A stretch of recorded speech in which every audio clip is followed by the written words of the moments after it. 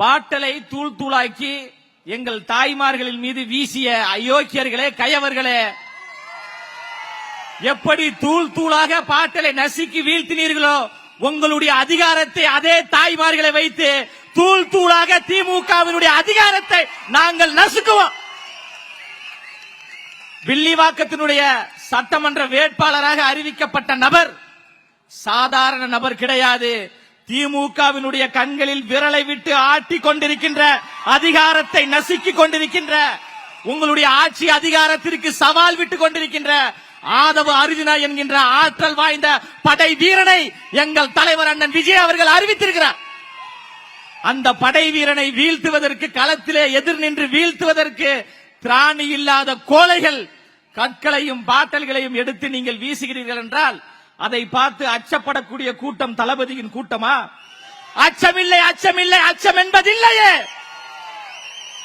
உச்சி மீது வானிடிந்து வீழுகின்ற போதிலும் அச்சமில்லை, அச்சமில்லை, அச்சம் என்பதில்லையே.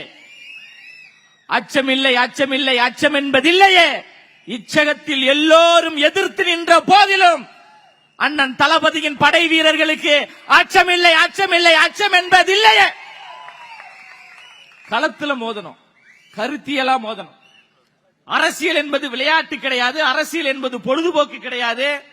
அரசியல் என்பது மக்கள் பணி, அரசியல் என்பது சேவை பணி, அரசியல் என்பது தொண்டு பணி என்று தொண்டுள்ளத்தோடு வந்திருக்கின்ற மாபெரும் வரலாற்று தலைவர் தான் அண்ணன் விஜய் அவர்கள்.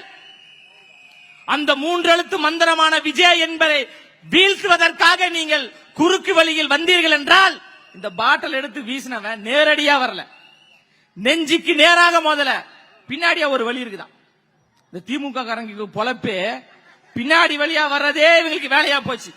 நீ தெம்பு இருந்தா, திராணி இருந்தா, தைரியம் இருந்தா, துணிச்சல் இருந்தா நேரடியாக களத்தில் எதிர்த்து நின்று போராடுவதற்கு தயாரா?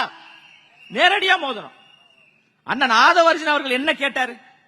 இந்த தொகுதியை, இந்த வில்லிவாக்கம் தொகுதியை, பின்தங்கிய மக்கள் அதிகமாக இருக்கக்கூடிய தொகுதியை, ஏழை எளிய பாமர மக்கள் அதிகமாக இருக்கக்கூடிய ஒரு தொகுதியை இத்தனை ஆண்டு காலம் மாறி மாறி ஆட்சி செய்த திமுகவும் அதிமுகவும் என்ன வளர்ச்சியை நீங்கள் கொடுத்தீர்கள் என்று கேள்வி கேட்கிறாரு.